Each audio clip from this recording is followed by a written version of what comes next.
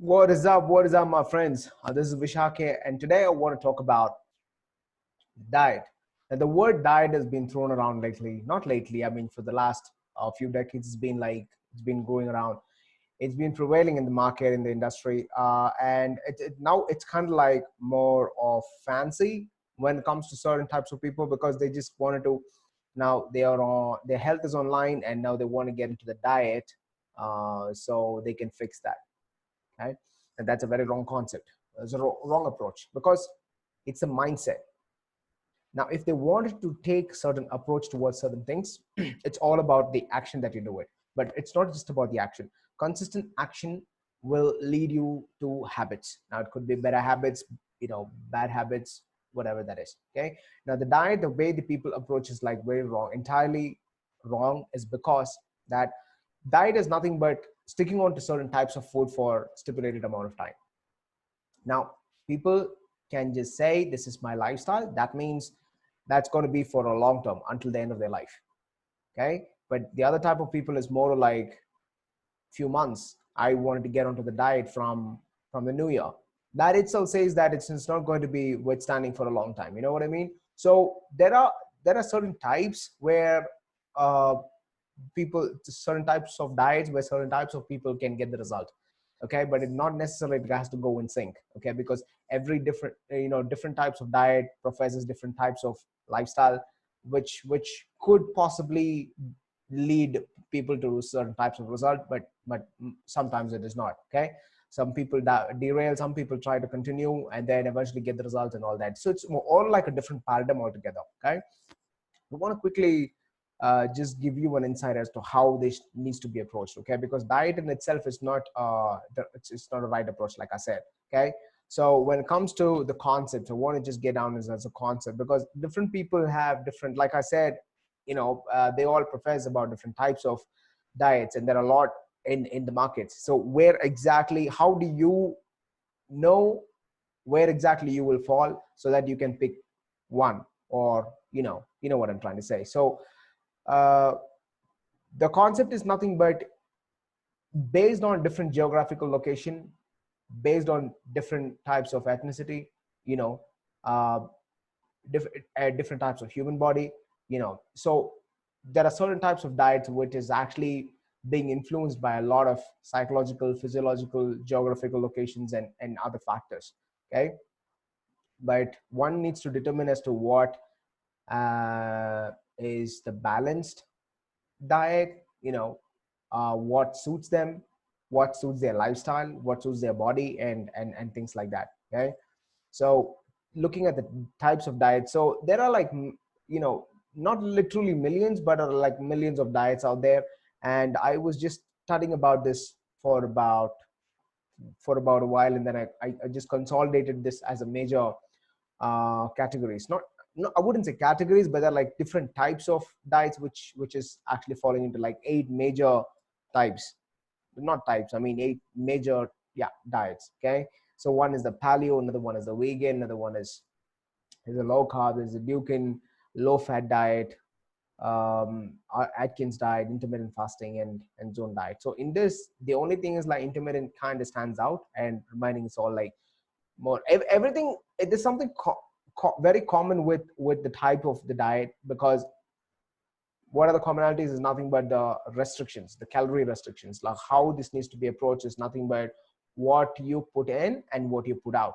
Okay, and put out as in like it's just a calorie burning, don't take me wrong, it's just about how much you're burning, you know what I mean. So in that regard, if they have to give a very straight mathematical calculation, that is going to be 90% wrong. Let's say that I'm ingesting about 1,500 calories a day, and if I'm my expenditure on the energy is about 1,500, that means I'm maintaining with my body weight, with my whatever. But if somebody has to have a calculation of, let's say, 1,000 calories is my expenditure, that is my energy spending, and if I just reduce it to 500 calories a day, I mean, all these are like very unrealistic number. I'm just giving you to make you understand. Okay, so if I have to consume about 500 calories and then spend about 1,000 calories, that means I'm spending 500 calories more, then I would lose weight. Now this is a very, very wrong approach. And unfortunately, a lot of dietitians themselves actually gives this kind of um, diets or or anything to even just get the results. I mean, which you will at one point, which you will, but then is it temporary? Of course it is. It's never permanent. It's not a permanent fat loss. You're not looking for a fat loss over here. It's just pure weight loss. Okay, and you will be able to get the weight loss. Okay, if you look at the scale, it's going to be less in terms of your kgs or pounds. Sure, you'll be losing a lot of pounds, but is it like healthy weight? It's not, because you're losing a ton of metabolic rate, you're losing a ton of your lean muscle mass, and etc., which I'll be covering in the thing. Okay, so it's not just about calorie restriction, and they're falling on the extreme side. So because they are falling on the extreme side, people might not be able to cope up with it, because they have the temptations which comes in from time to time, their lifestyle, they have their own timing and schedule from which it might not fit in, and there are a lot of other factors which is actually directly influencing these types of diet, from which people are not able to actually take it forward. Okay, even they're able to take it forward, they would be able to do it for about a few weeks and then eventually derail, because like I said, it is going to be more of like glycogen which they're burning off, or the water which is going to go away, or the lean muscle mass which is going to go away, because they're spending a lot of time on the cardio machine. So first initial few weeks, from 2 to 3 weeks or even 4 weeks, they would be able to get the result on weight loss aspect. But eventually, when they keep cutting down the calories, it will not work on the same way how it is working 2 weeks ago. So over there, people will derail, and that's not the mistake that I want you to do. You know what I mean? So how can this be approached in a very smart way? How can we take this fat loss in a different way? So I'll be covering a lot of this on my webinar, on my weekly webinar, where I want you to register in the link given below.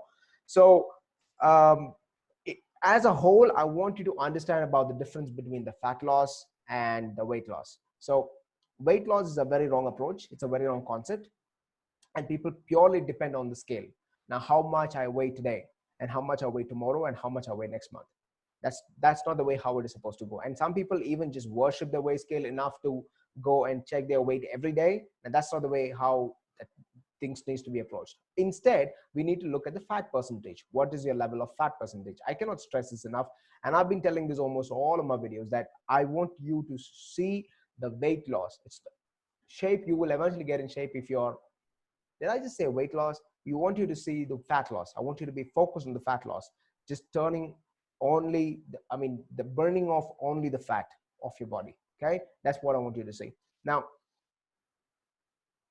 what is the benefit of burning only the fat? Okay, the less fat you have, okay, or let me put it this way, the more muscle you have, the more fat you burn. So that means if you're looking forward for burning about 1 pound to 2 pounds a week, okay, that is going to be putting you on a healthy weight, because it's not just about weight that you're losing, but it's pure fat that you're losing, and you're maintaining your muscle mass. This can be this can be approached in a very strategic way, a more systematic way, because there's a lot of training aspect is going to come into place, and then the different training methodologies that you're going to incorporate in everyday basis. So you're going to constantly keep shocking your body and all that. So because of that, what happens is you're going to be getting instant results, because your body's kind of adapting towards that. And shape, forget about it. You don't even have to look at the shape. You are already getting into the shape because you are gaining the muscle mass. And this is for women too. Women are unfortunately thinking that they have, I don't want to look muscular, I don't want to look, you know what I mean, let me put it this way. uh, so especially women, they are thinking that, I mean, ladies, there's nothing personal here, I just want to give out, like the way they react, they are actually thinking that unfortunately they'll be looking like this. That's not the case. You cannot. Okay, this is not what you want, which is pretty obvious. But I mean, it's pretty basic. You cannot build so much of muscle. I mean, even for men, it's just to be staying natural, and then they cannot build so much of muscle. You know why? Because it needs humongous amount of testosterone, which the body is not capable of producing on its own. So you need external enhancement things, and so that you'll be able to, you know exactly what I'm saying, right? So you need that kind of um, professional level medications and other things XYZ, which I don't want to get into. So you need that level of ingestion so that you'll be able to get results like that. And it's more of contest. So if anybody who's scared of doing the strength training, who's doing the weight training, please don't be scared. Please just do it. It's good for you in very and extremely different uh, aspects. Is good for you. You're going to build the strength, you're going to be building the shape, you're going to be building a lot of other things. But it's not just about the external thing, also more of an internal. Like your organs are going to be functioning better, you're going to be having a good, cerebral performance. Okay, you're going to be more decisive, and then obviously you're going to be stronger mentally as well. Okay, so it's got a lot of benefits. Anyway, so coming back to the mind map, so that's the difference. Okay, so please understand that and just take a right approach. Now, how are you able to see, you know if the diet is perfect for you or not? How would you be able to establish if the diet is kind of, you know correct, or fits you or not, suits you or not? Okay, what exactly you should be looking for in a diet if you say that diet is kind of, it's going to work 100% for me? Okay, so there are certain parameters that I want you to be looking at, probably be vigilant about. Okay, so number one is the balance.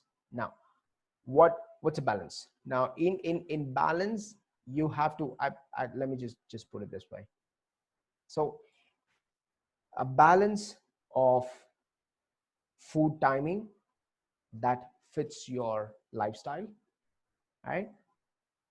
It's got a balance on your flexibility, right? In case if you can take off, if you, in case if you skip a meal, what is a better alternative? Balance in terms of your nutrients. Okay, and things like this. There are so many psychological factors, but first I want you to assess if it is like balanced. Does it have a variety? Does it have a spread in terms of your menu, or food choices what you can make?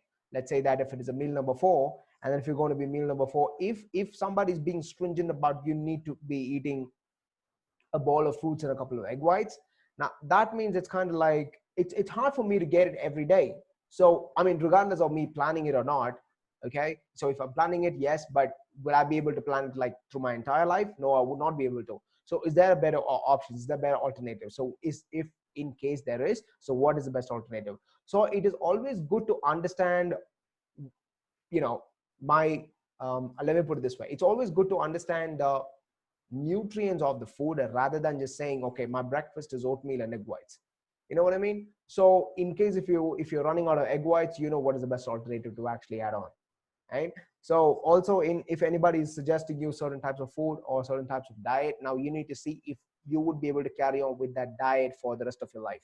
Now, if you're not able to, then that's pure BS. You know what I mean? You cannot take it forward for after a few weeks, and I guarantee that you will derail, ladies and gentlemen. Now that's not balanced. That's not suiting your lifestyle. Okay, so that's the lifestyle. And obviously, if somebody is actually suggesting you with a lot of supplements, I mean, supplements, you can just go up to the protein supplements, or to the extent of multivitamins or fish oil, but nothing more than that. I mean, if anything is like more than that, like a lot, predominantly heavy, dependency on the supplement rather than the natural whole foods, then that's a wrong approach, because you never know, even if the supplements that you're getting, to what is the level of adulteration that's going on inside that. Okay, so that's another factor that I want you to be vigilant about. Okay, now again, like flexibility, like I mentioned, it's more like how, in case if you have to make a better alternative, like I said, or if you have to make, uh, in case if you miss a meal, how can you fix that damage on the next meal or the next day? So and things like that. That's the flexibility. Now the nutrients. Now how would you be able to see if there are like all the kind of nutrients? So most of the diets, what is over here, except the intermittent fasting, rest of the other diets are all on the extreme side. By extreme side, what I mean is, see, most of us kind of go, not kind of, I mean, we all really go for the carbohydrates. Okay, because our brain is like, they want it, because every child being born is being raised in a way that's being fed a lot of carbohydrates, a lot of sugars. Okay, so it's pretty hard for anybody to even just think about, I want to stay away from it. It's going to make you, I mean, it's going to give you enough psychological damages. You won't be able to function on a lot, in the same pattern that you were. So what exactly are we going to do to stay away from it in case if you are, right? Now the question is that even in case if you can, right? Even in case if you can stay away from it, how long is the question? Okay, because the temptation kicking in, you're going to go to several places, you're going to go to the weddings, you're going to go to the party, you're going to go to the birthdays, etc., etc. So you won't be having the regular meals. So how are you going to stay away from it in case you're not supposed to have that on a particular day? Now, can you skip it or you got to have it? You know what I'm trying to say? There's a lot of equalization and then balance out there which is going to go in. So what I want you to do is like look for balance of nutrition and look for the balance how you can incorporate this in your lifestyle. Then that's what you need to see. All right. So getting into the nutrition, obviously there's like micronutrients and macronutrients. So in micro, it's very simple, vitamins and minerals. But how like there are certain types of minerals which is like, I mean, there are certain types of vitamins which are water soluble and fat soluble.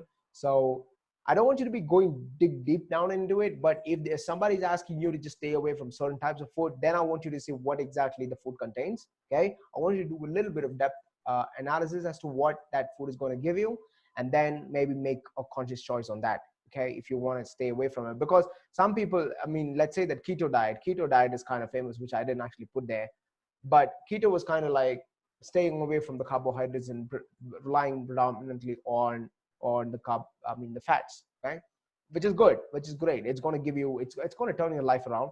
I understand, but now the question is like, would you be able to provide yourself, with the fats until the end of your life? Okay, that's number one. Number two is that what exactly are you missing out when you're taking grains, when you're taking cereals, when you're taking the carbohydrates? Okay, because rice has got so much of minerals. Oatmeal has got the glycemic index. So are you missing out on anything what you're not supposed to? Would you still be able to function in a certain way? Is it going to, are these diets are going to improve in terms of your function, every day, because you need to see the improvement in terms of your strength, in terms of your performance, even being decisive or anything of that sort. So you need to, unless you don't see that, if something is lacking off, most most definitely or most likely you will, derail from your plan, from your goal. Okay, so again, look for the minerals which are like macro minerals, trace minerals, etc. So all these things are like, I don't want to get down deep into it because we are talking about the diet now. Just make sure that you're not missing out on anything which is like purely functional for the body. Okay, that's with the micronutrients. Again, with the macronutrients is something that, it's kind of like almost everything is like staple for us: protein, carbohydrates, and fats. But again, I want you to be more vigilant about the calories, because all of these types of diets are working on different pattern, on different macronutrients. Okay, some can say that take a lot of protein, some will say take a lot of fats. So like I said, one thing which is common is like calorie restriction. So how much are you restricting in terms of your calorie, and what exactly that is going to, how exactly that's going to impact in your body is what you need to see. Hmm? Now, I would suggest you to go for a lot of protein. Okay, make a bit of, keep cycling on the rest of the other nutrients, so your body keeps guessing every week, every day. And if you have a brilliant concoction with a strength training, like a mixed method of strength training and cardio, I think you would be able to, I don't think, I mean, I'm pretty sure that I'm reasonably confident you would be able to get the result within few weeks. And by few weeks, I mean 4 to 6 to 8 weeks. You know what I mean? You would be able to see the evident results. And from there, see, again, what I'm saying is if you stick with one type of plan, it takes 21 days to build a habit, which is given. Okay, 30 days to actually see the difference for yourself, and 60 days for the world to see the result in you. So if somebody's had to say that you have lost so much of weight, it actually takes about 60 days for you to even be consistent on that particular pattern, to operate in that pattern, so that the world can see the difference. All right, so that's pretty much it. Okay, so regardless of what we carry on, the question is the balance. Number two is the consistency. Now, how much or how long we can take it. forward? And is it actually sufficing your needs, and is it going too hard on your lifestyle, or it's kind of like easy on your lifestyle? So there are a lot of factors. Okay, so I hope that I have given enough information on the diet that you're supposed to stick. Okay, so with that, I want to say kill it, and I will see you on the next episode. Okay, bye bye and take care.